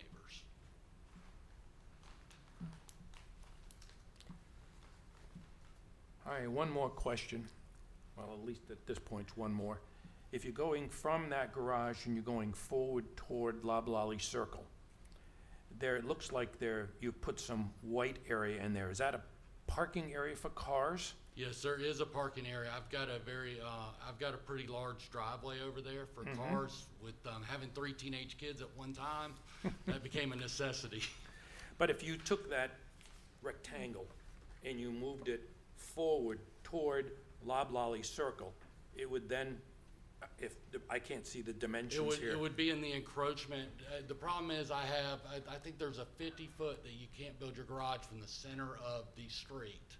There's some encroachment. I'm right there on the line where you can't do it. Maybe It's a Bobby could speak. 40-foot front building setback? Yeah. So the front building is 50 feet from the center of the road? No. What is it? Because a lot of people think that their property line starts at the edge of the pavement. That's common language that we use, but the setback for R1 from their property line, from their front property line, is 40 feet, and they are 43? Yeah, I think 46.9, it looks like. 48.9. 48. So if they pull it up to 40 feet, did anybody look at the geometry to see if it would be No. inside the setbacks? It's still 24 feet long, so unless... Yeah, I know, but you'd be moving it on an angle away from the So- line that is in question From an here. architectural view, if you were to go by my house, I have a front porch that sticks out exactly what that garage is gonna stick out. So I'm trying to make it architecturally pleasing too, to the neighborhood, because my porch sticks out 7 feet, that garage will come out 7 feet in front, and that way it all jives, I guess, is the best way to say. So from a look standpoint, it would look right. The roof would look really funny if we were to move it out that far. But actually, from a look point, I was trying to make it match the front porch I have. Okay, so, Okay. yeah, Yeah. It is Mr. it is 7 feet out further than Yeah, I the see side that of the it house. does jut out a bit. yeah, see, that's what I was asking you back when I asked it. I thought it was gonna be the exact dimensions of the, in line with the house, like the front wall of the house to the back wall No, of the house. it's 17 on the house and Okay, 7 because, foot in front. because I'm I know you sorry. have your air conditioning units I out there, do. and they can be moved. I figured you were Yeah. gonna move them, but that's why I was asking. So, and then, now I'm, Well, that would yeah, put I'm me curious. more- I I see would- where the, yeah, this is a better drawing. Yes, it is. Okay, And I Um, would, and the problem is, if I did that, it would even be more I would need more of a variance from Right. y'all if I moved it back. well, truthfully, I don't know, as I was looking at your house, and I did look at your house, both online as well as in person, 2 times I went past. I couldn't imagine how you were gonna put it right next to the garage and not do the go further infringement. Yeah, it's 7 foot in front, Okay. right there. I'm sorry. So it's 2 foot. Yeah. Quite honestly, I wasn't seeing how you were gonna make it in just 2 feet. But No, so the with it variance, jutted out to the front because of the shape and the line of the, I get it. I have always believed that variances are for people who are out of options, and I think the diligence has been done, and I just don't see a different way that he could do this. And the lot next door, it's not buildable. Is So- that correct? It's not like that lot's gonna get sold No, and a it'll- house will be there and there's a new neighbor.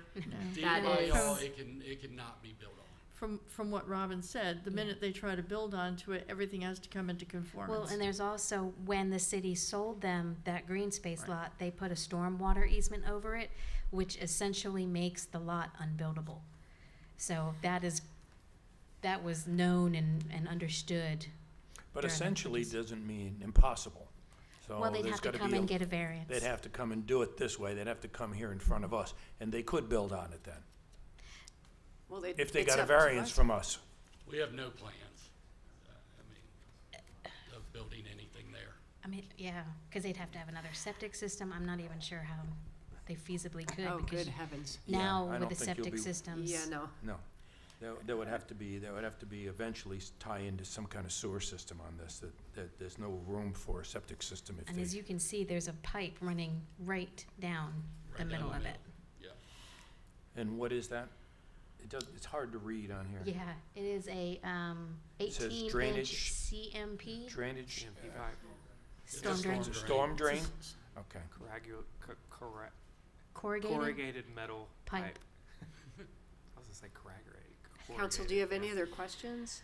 No, Madam Mayor, I think if everybody else is done, I'm gonna take a fork and stick it in it and be done with this. But I'm gonna actually go against what I said before, and I'm gonna make a motion that we approve this. That you approve? Yes. Second. I have a motion and a second. All in favor of approval, say aye. Aye. All opposed? No. Motion carries 3-1. Thank you. Public hearing 9/24/07, variance request for 196 West Berry Street for maximum fence height increase. So we are located in the northwest portion of the city. You can see up here in the Everton subdivision. This is a corner lot, and the applicant has requested to build a privacy fence in an area that is technically considered their front yard, because they have 2 road frontages. Can we go to the next slide, please? Thank you. And so what we have here is a drawing that they have provided for reference. Westbury Street, right up there, Kane Avenue, right along here. This is the footprint of their house. And the blue line shows the area that they'd like to build a privacy fence.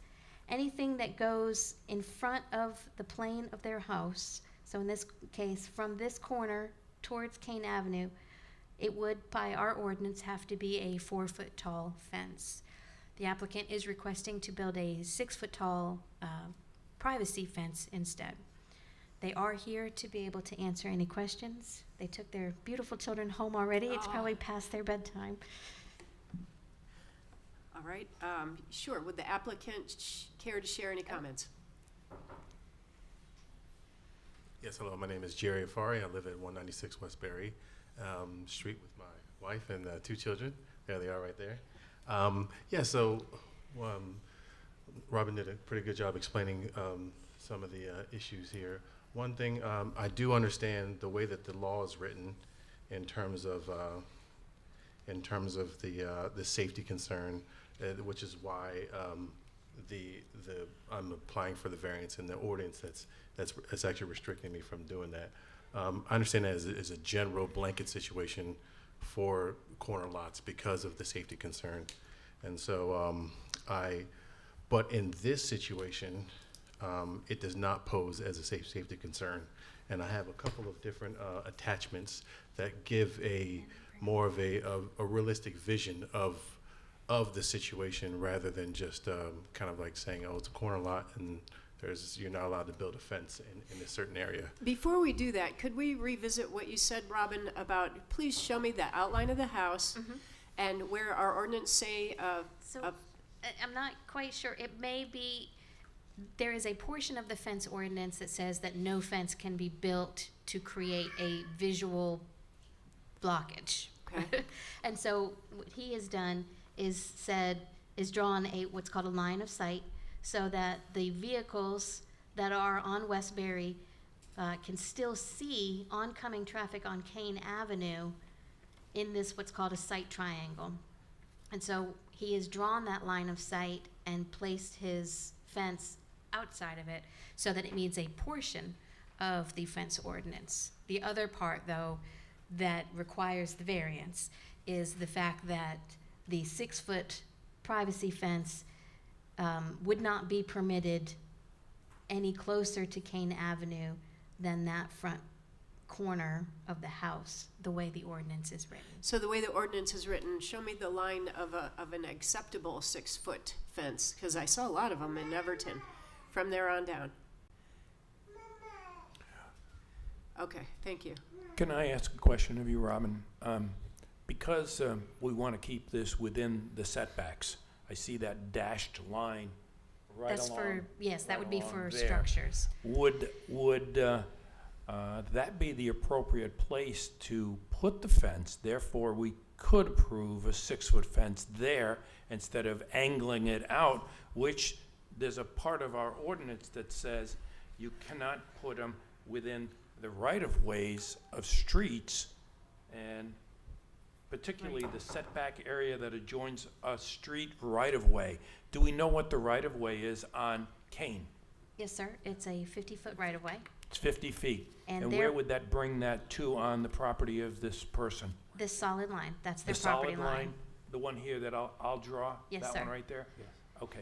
That was a question that I had when I went through that, because it really, you couldn't tell where that right-of-way ends and the property begins, but now you've explained that. Thank you. And fences can be built in setbacks, just not permanent, like a Right, so yeah. like a house. Fence you can build in a setback. Right. The other question I have is this we have an open, we have a Right, public hearing on right, this? we will, yes. Right Okay, now we maybe have I'll just be quiet and ask that that's question fine. later. Thank you for Okay?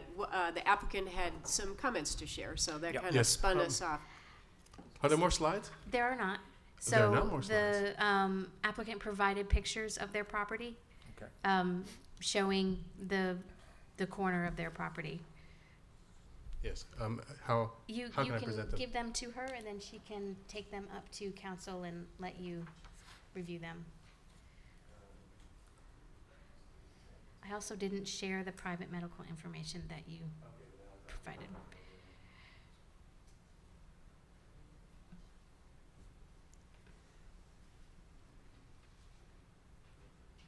didn't know if you wanted to.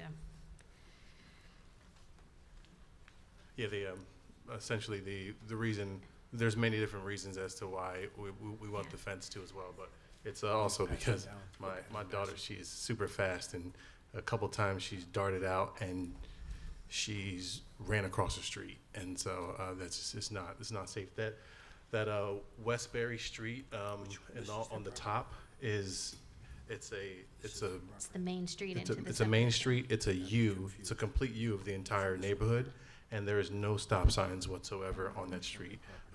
You can basically do a whole horseshoe U of the entire neighborhood without being stopped or no speed bumps at all. And I say that because there are drivers that come in going 30, 40, 50, 60 miles per hour. The reason why I know it was 40, 40, 50, 60 miles per hour is because I used to work as a DC police officer in Washington, DC, where we had to actually testify in court in terms of the judgment of speed. So as I'm standing there, I'm even more concerned because my daughter runs out, and I want to put the fence up because she's very elusive sometimes, and so she's very elusive. Also, my wife, the medical information was in there because my wife had recently had knee surgery, and if she's out there, she can't catch her because she's really fast. Essentially all the information in there essentially shows that at no point in time does the fence going up create any of the any obstacles in reference to the reason why the laws are actually put there. So, and all the laws that are there, I firmly, as I said, I was a DC police officer for 14 years. So I understand laws, understand the reason for them, but also this one, with the one of the ordinance says, in the opinion of the city safety engineer, that's kind of like an area where it's left for interpretation. And so here I am trying to interpret it. So is the issue, Robin, I have a question. The issue is a 6-foot fence instead of an allowable 4-foot fence? Yes, ma'am. Yes, ma'am. In this case, yes. I won't go. Yeah. Sorry, my brain goes. So there is a part about visibility, but where he's providing it, he could have a solid fence, and it does not have to be a picket fence. Okay. Did you want to do the hearing? Yeah, thank you. At this point, I'll open the public hearing. Make yourself comfortable, Mr. Afari. Is there anybody who wishes to speak in favor? Please take the microphone.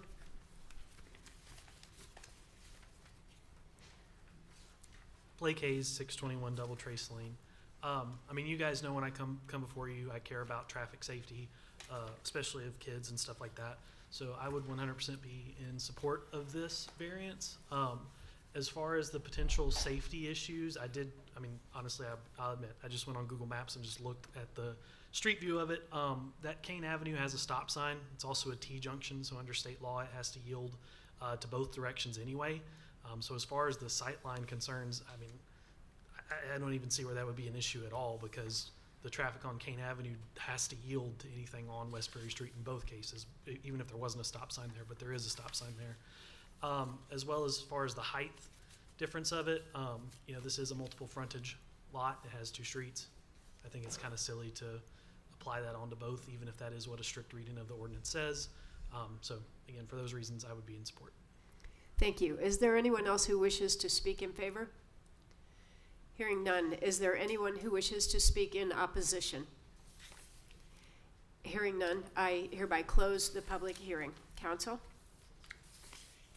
I had one question, and hopefully, may I? Yes. Mayor? Okay. I had one question. It was in the, let me get the picture out. There it is. In the back of the lot, you have a drainage easement toward the back of the lot. Is it legal or illegal to put fences in drainage easement areas? We allow fences in drainage easements, Okay. yes, sir. I did not know that. Nothing Thank you. else. Thank you.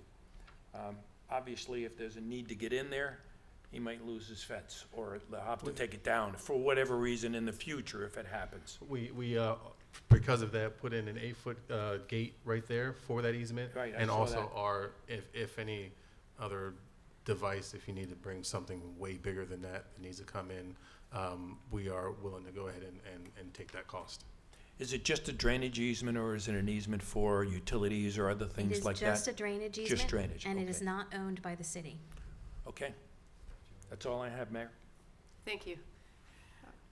I have a couple of questions while you're still up at the microphone. Yes. Okay.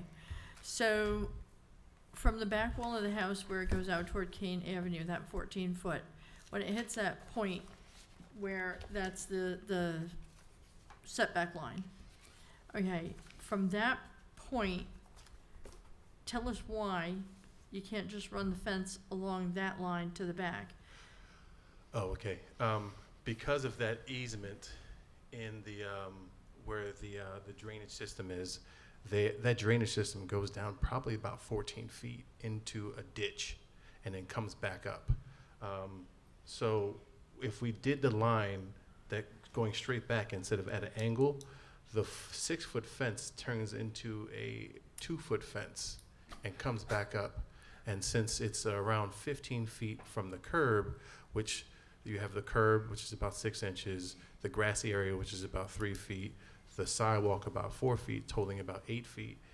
It's also another safety concern for if a little child's riding their tricycle down the road and you kind of veer off and fall, you might fall actually into the fence. And so it's also kind of silly, aesthetically silly to put a fence that goes the whole way down into a easement and comes back up. Okay. So, and then also there is a sewer line. I think I have an aerial view that also shows a circle back by the area. That circle is a sewer drain that is about 12 feet down from the actual level of my home. So is the topo, is that why your kid can climb out? Yes. So not only the topo, her crib is, I had to modify her crib because she can jump over the crib. She comes from two Division I athletes, so it's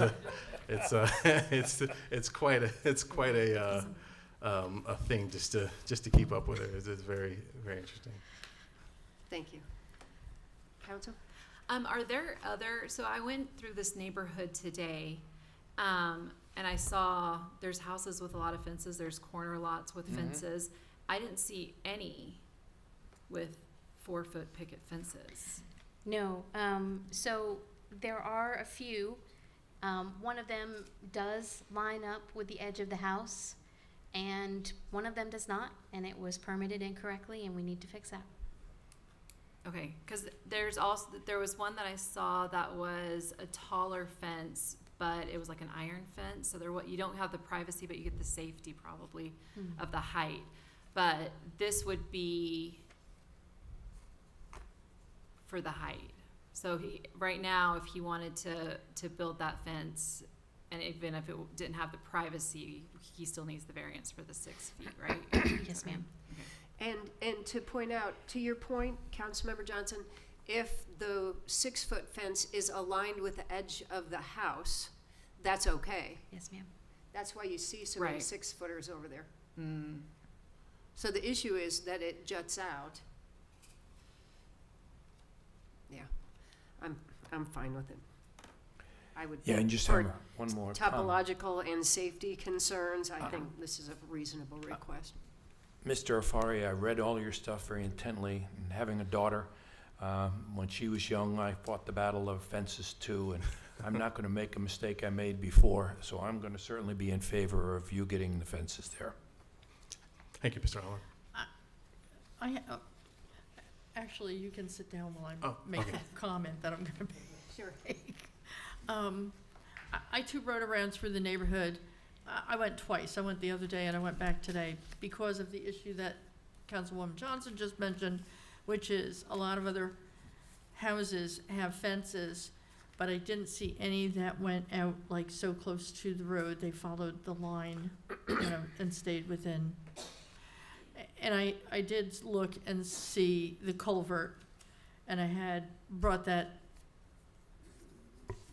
to Councilman Holland's attention because I saw it, I took pictures of it. So I know what you're talking about.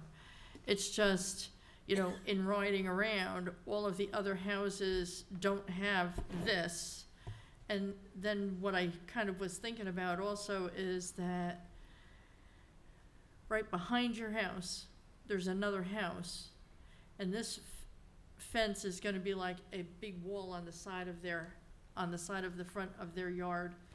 And I wonder how that impacts the neighborhood and the appearance and the value of the neighbor's property with having this big 6-foot-high fence backing up to their front yard. So, I don't know if anybody has, I've got to read through my notes here real quick. Any other comments or questions? Well, I think, I think to Councilwoman Brown's point, that makes sense, but they also have the ability to come here and to voice that concern if they do have one. There's a big sign out there that says, 2 signs, that state this variance request is gonna take place when and where, and they're able to come and say that if they had a concern. I also have children that like to dart across streets, and I sympathize with you here. The line of sight, I don't see a problem with that, and I do think having, if this was a 4-foot, I've seen that drop with that drainage easement there, and as a parent, I would definitely have concerns about a child being on that higher portion of that land and being able to get over that fence if it dips down into that. So I would be in support of this. Well, actually, the child's gonna be on the low part, But on if the it, inside. what if he's on the high part and then that goes down, and then they can go diagonally? No, they'd be outside trying to break in. What are you saying? I think it's time for a motion. Madam Mayor, may I make that Please. motion? For public hearing on item C, which is 092407, variance request for 196 Westbury Street for maximum height of 6 feet, an increase up to 6 feet. I would approve, and, is that approved? Motion to approve. Motion to approve. Second. I have a motion and a second. All in favor, say aye. Aye. All opposed? No. Motion carries 3-1. Council staff topics. I have a few. I've got, you want me to go first? Sure. Okay. Bring my presentation up. It's short, don't worry.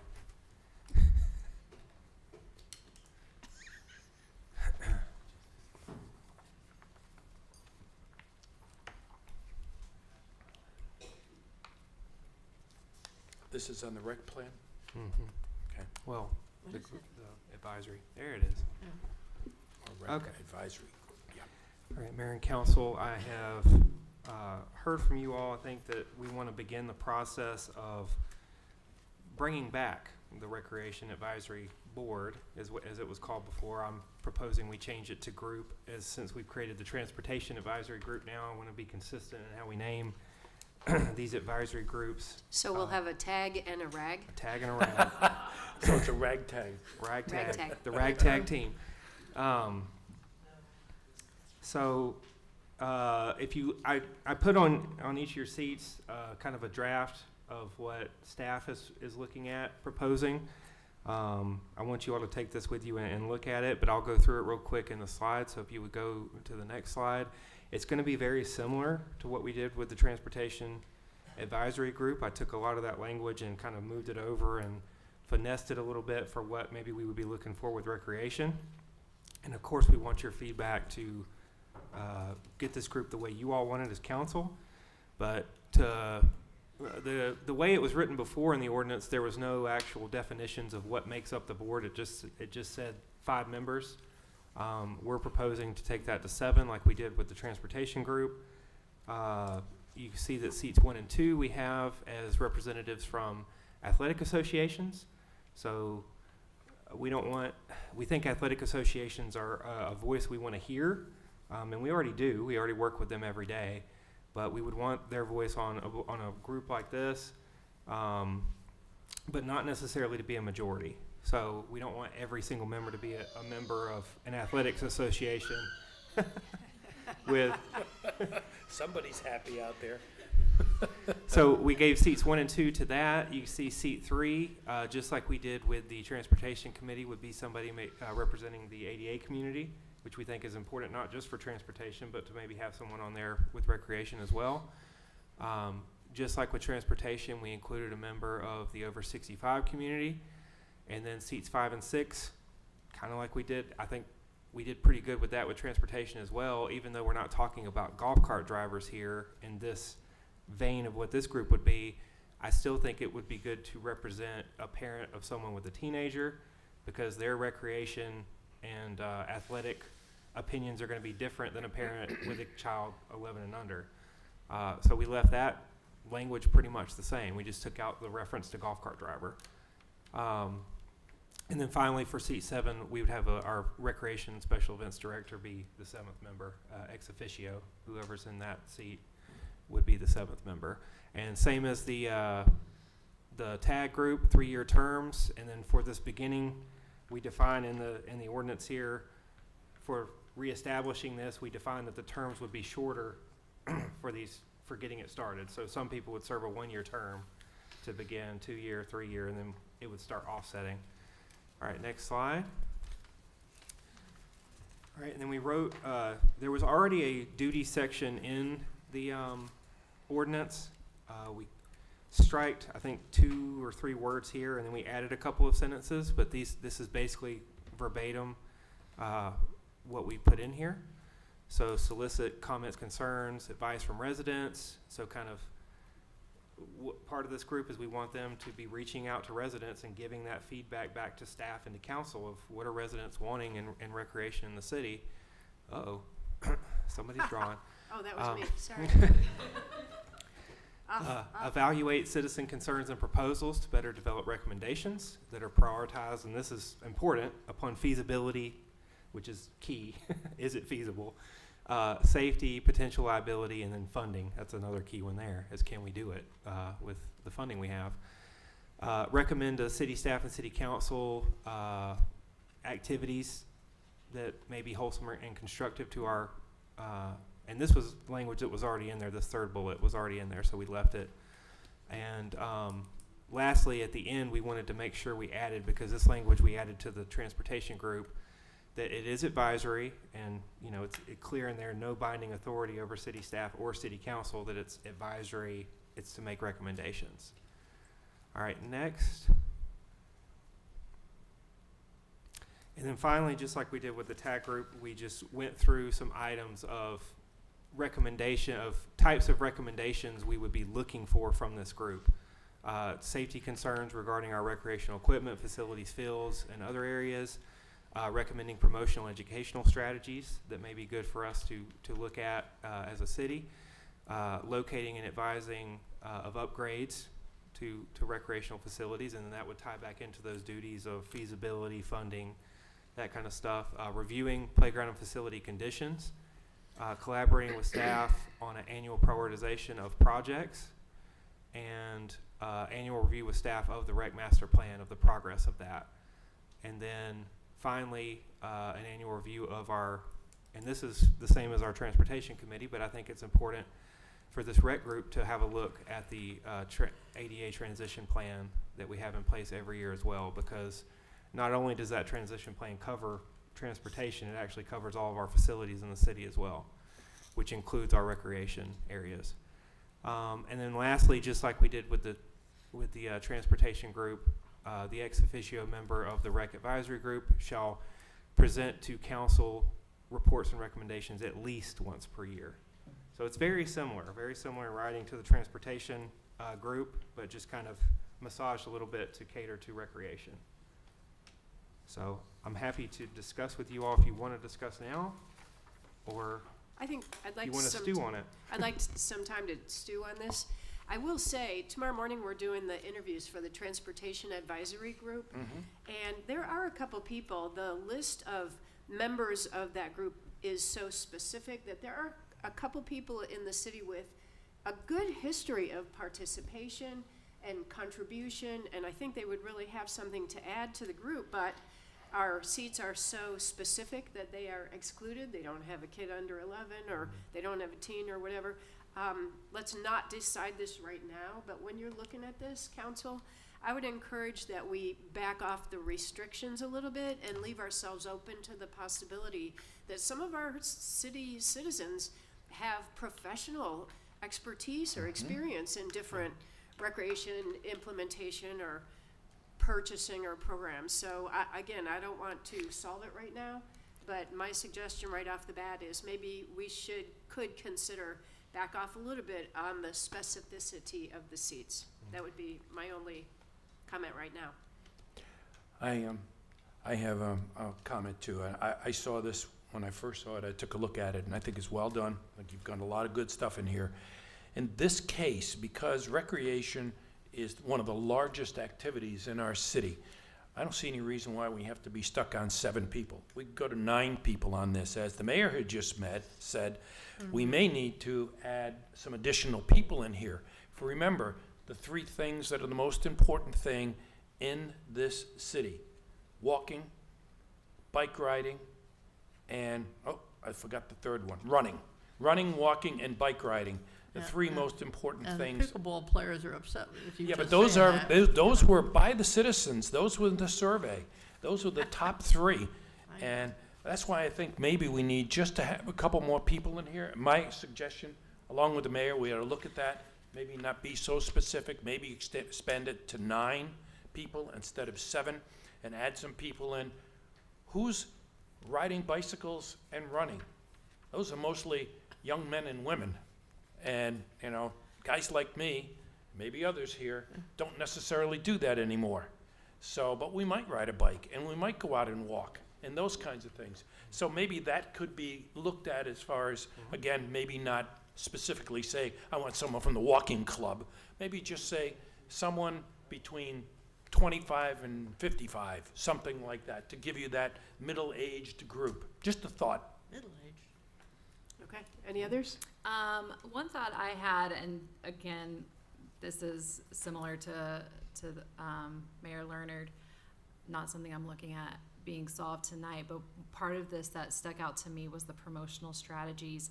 And we just had Tyler from the CVB here, and he's doing a lot to bring in more tournaments and things like that. So I just wonder if there should be some type of representation from our tourism with the recreation, so that they would be able to communicate and synergize a little bit.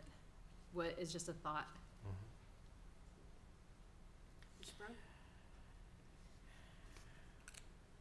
The idea of going from 7 to 9 sounds great, but I think it becomes a little unwieldy at certain points in time. I don't know whether that's the solution, or what we need, maybe jack of all trades, people who actually like check 2 boxes at once, and really, which is something that you could outline as almost like a bonus point or something, like in the application process, that like if you have multiple things, you might be exactly who we're looking for. So, you know, and outline the other things that we might be looking for would be like somebody involved in tourism and that kind of stuff. The other, well, with the CVB, we could have them just sitting on the committee, sitting in. Sitting in the meetings. Yeah, sitting in the meetings, not necessarily being a voting person, but being able to add to the discussion. Yeah. Or if they have a specific meeting where it's like, for this meeting, let's talk about promotion and bring Tyler in, and, you know. Because on the staff side, on the staff side, recreation is very much working closely with Tyler. All right, any other comments at this time? No, we all need more time, obviously, to Yeah. digest it all. All right, thank you. Yep. Good Anything first else, draft. Justin? Nope. Council staff topics, anybody? Yes, I do. Field of Hope. We got the Field of Hope grand opening. Field of Hope grand opening Saturday morning at 9:30. I may arrive late. It starts at 9:30? 9:30. Okay, I have another commitment in the morning, but I may come there late. It's probably gonna be more than a half hour, I would think. Well, not much. Okay. Not much. Well, We I'll got get there as soon as I can. They got games at 10. games at 10. Okay, I'll get there as quickly as I can. All right. Any other council staff topics? Is there anything formal we need to do with regard to the next meeting and the time frame? Not at this Or no? point. Okay. Okay, I have a subject I want to introduce to get onto an agenda, and it's obviously a subject that was spoken about by at least 2 people tonight, and that's the deer. And we've discussed it informally in different times.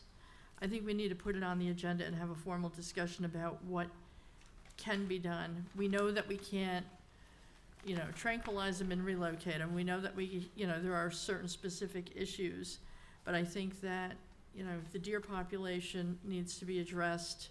There are disease issues, monetary issues, accident issues. There are a lot of issues. And Forsyth County did just start for the first time having a controlled hunt this year.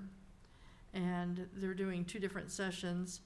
I don't necessarily agree with how they're doing it. I think their focus is a little bit off. They're looking to have 20 hunters each take 2 deer, and one of them has to be a doe. I think we just need to eliminate some does from the population. If you're really gonna affect the population numbers, you need to go after the does. So, but I think what we really need to do is put it on the agenda and actually have a discussion about it and see which way we, where does council agree and feel that we need to go with the whole subject. So.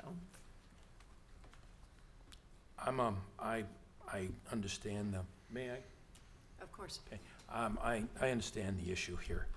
I don't think I've got many plants left. I think they've eaten them all in my backyard. They come out of the woods right out of my house and they eat everything there.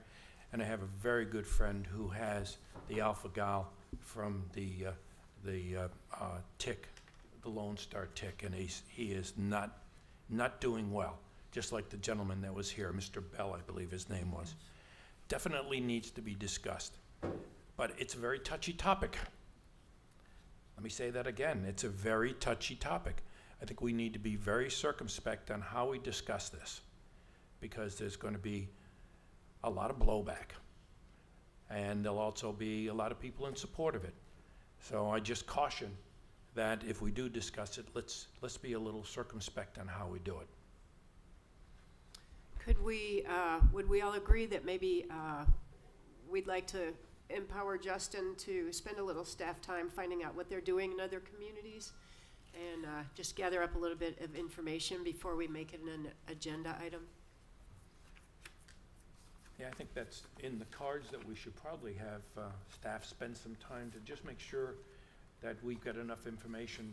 Who else has done it? You brought up one, Councilman Brown, that Forsyth County?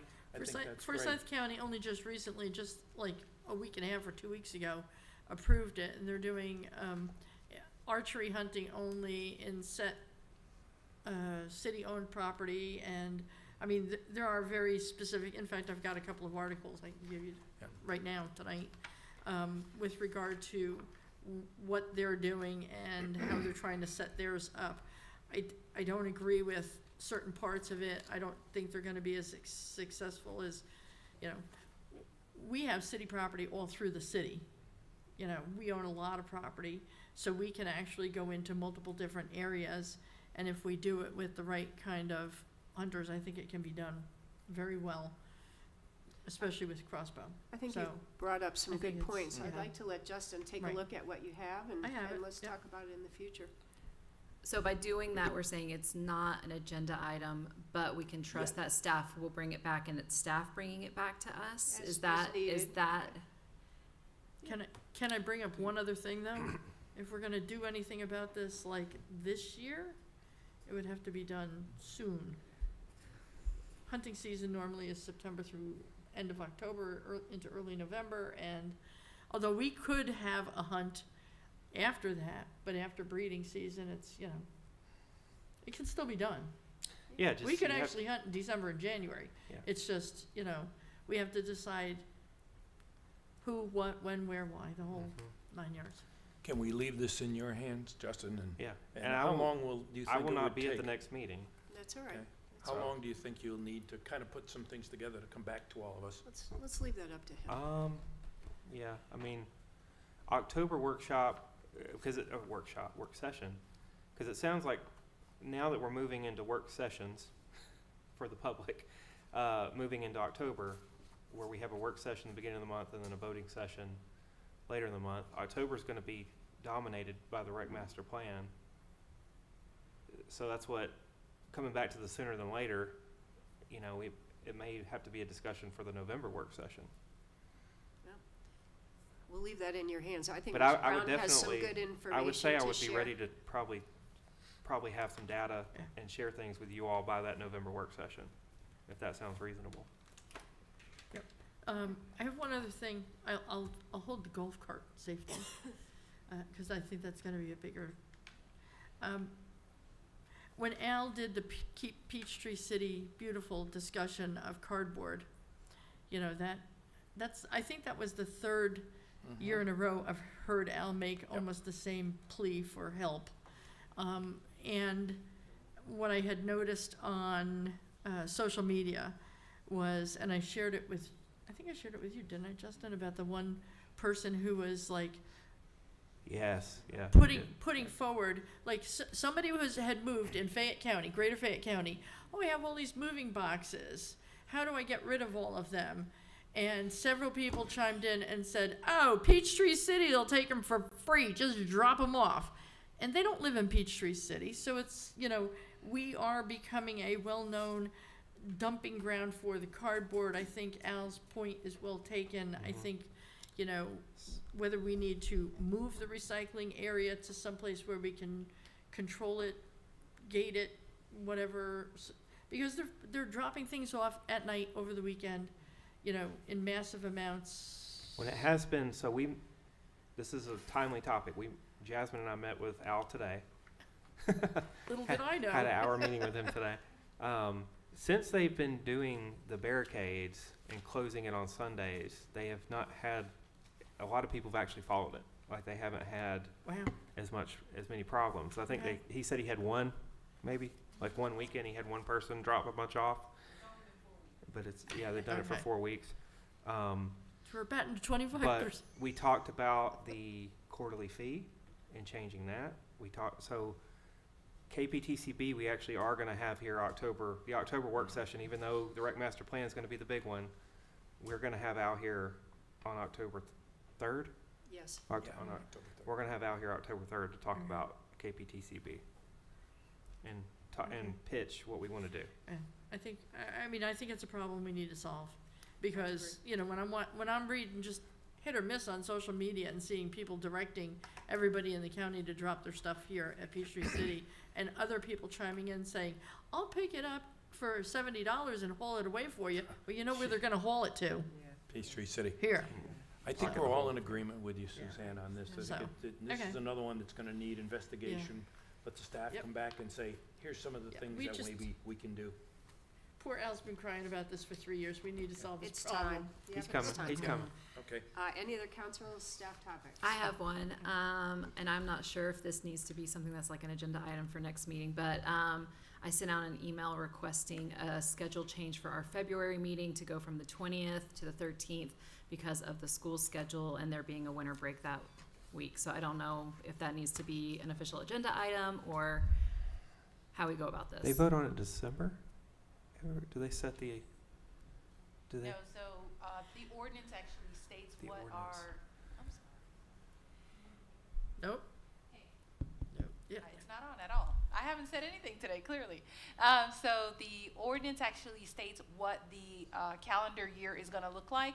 However, the mayor can cancel or add any additional meetings. So we can, as we get closer, call a special called meeting and then also cancel the meeting as well. And it does not require for it to be an agenda item. However, the mayor can state at the end of the meeting that there's going to be a cancellation or change, and we would then advertise that. I have no problem with that. I have no problem with that move either. Yeah. Anything else? all I I have. trust we do not Okay. have executive session. Nope, we don't Can have I a get- lawyer. Can I get a motion to adjourn? So moved. Second. I have a motion and a second. All in favor say aye. Aye. We stand adjourned.